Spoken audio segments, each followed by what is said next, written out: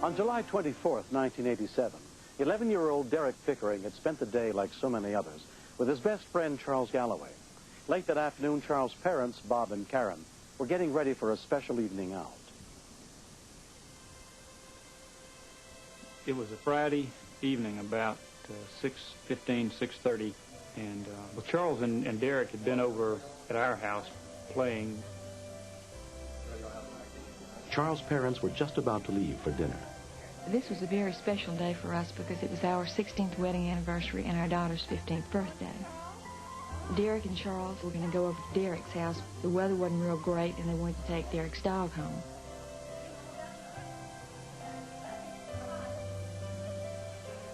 Well, Charles and Derek had been friends for a number of years, built tree houses in the vacant lot and climbed on the neighbors' roofs.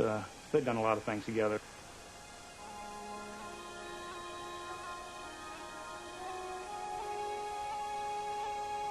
When the boys arrived at Derek Pickering's house, his parents were out, and only his 13-year-old sister Shawn was home.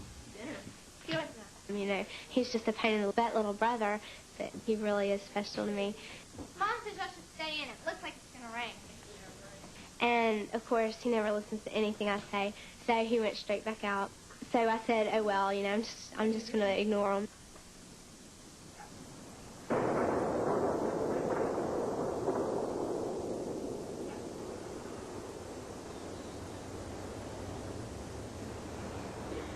I'm keeping my Ricky Jordan now. Okay. Trade to 4 for him. 4 for him. Okay. What about 5? Let's go big. No, you take it.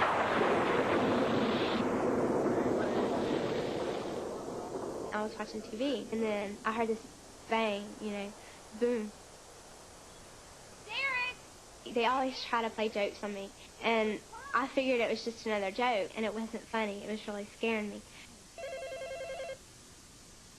It was Shawn. Hello? And she said, Charles and Derek are lying out there, and they won't talk to me.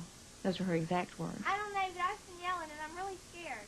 The boys had been known to pull pranks on Shawn, and the weather had not been that bad. And so we were not really even in a terrific hurry. As we drove up, they weren't moving, and I really jumped out of the car before she even stopped. I knew it was serious. Karen knew it was serious. All I noticed was that they weren't breathing.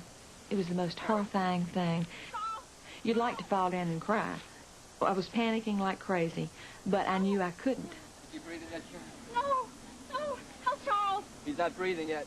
There wasn't any affirmative response from either one of them to our CPR. I felt like I was doing it right, but it was, you know, something I had not done in 20 years. Shawn came out, and I called her and said, Shawn, call 911 and give them the address. Shawn's call came in at 6:34 p.m. 911. Okay, let me get my medical line. The call was passed to dispatcher Ann Ford. Have you got it? More than money. Have you got it anywhere? All right. Where at, ma'am? Oh, honey, Corey, please. Wait, say the street again, honey. Oh, honey, Corey, please. All right. What's the problem? Honey, my brother is struck by lightning. A respiratory therapist who lived nearby rushed over to help. Okay, ma'am, what's your name? Shawn Pickering. Okay, Shawn, I'll have an ambulance on the way. Okay. Rescue kid respond to a child has possibly been struck by lightning. Time out 1834. A Gulfport rescue unit immediately responded, but they had no idea how serious the situation was. En route, we were thinking, well, maybe a kid was plugging in the TV or something and just got a little shock. I just felt like it was all my fault. If I would have made him stay in the house, then none of this would have happened. It had been nearly 4 minutes since the boys were struck by lightning.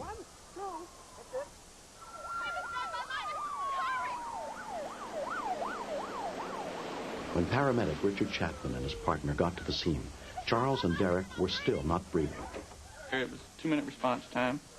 On our arrival, we pulled up, and there was not one but 2 children. And it was more or less a nightmare.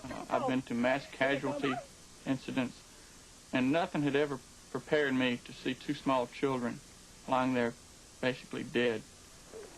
You could see burns to their neck area. You could smell the singed hair. It was a smell you never forget. I had this terrible feeling in the pit of my stomach.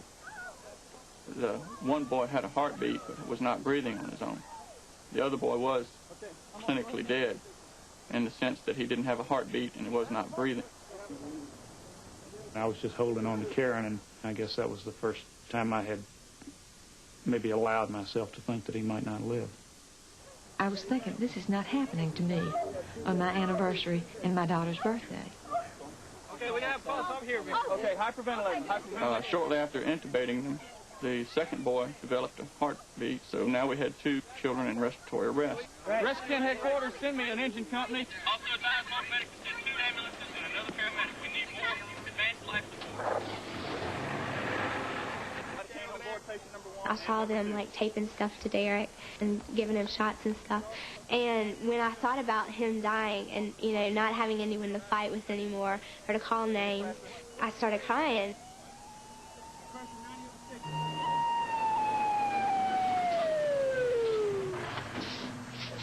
Six minutes after the call for help, additional life support units arrive, including paramedic supervisor Mike Stanton.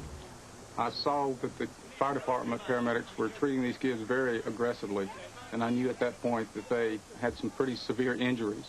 You're always very afraid of this type of situation. Any type of electrical injury can cause a severe muscle contraction, and they got a significant voltage put to them that caused their heart to stop. To prevent overloading one emergency room, Derek and Charles were transported to separate hospitals. Both boys were in critical condition, but Charles continued to deteriorate.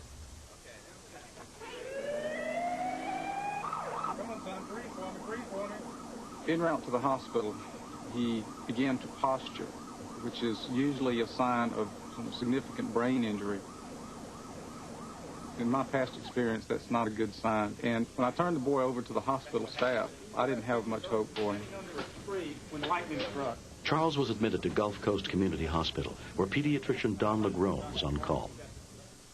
With lightning, we're talking, with a direct hit, we're talking about millions of volts of electricity that may last for up to a second.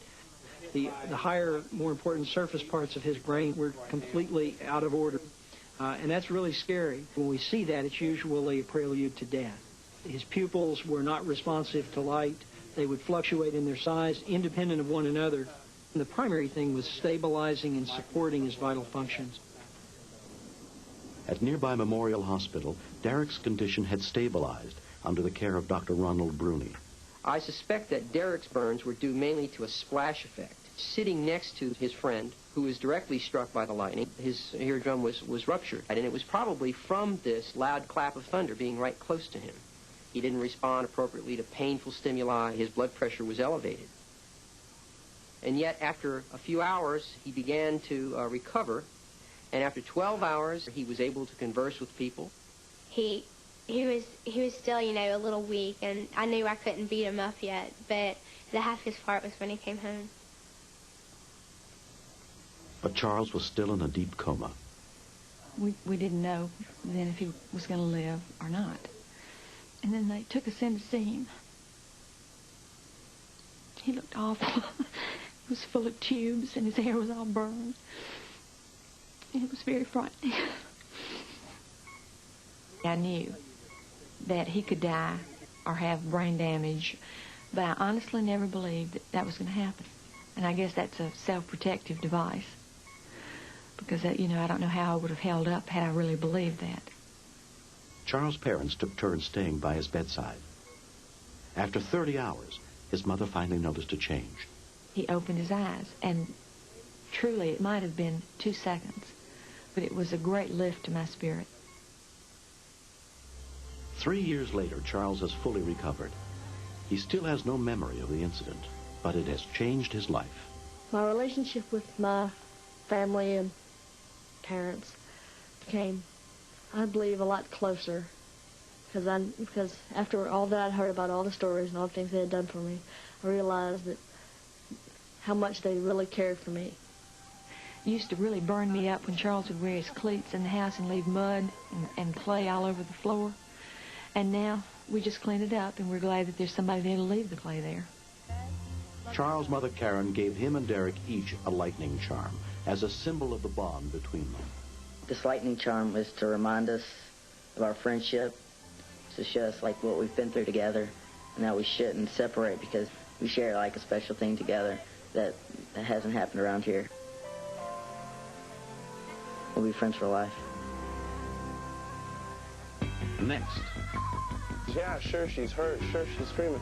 But the questions that I didn't know were the scariest. I don't know what's behind the door. I don't know how many people.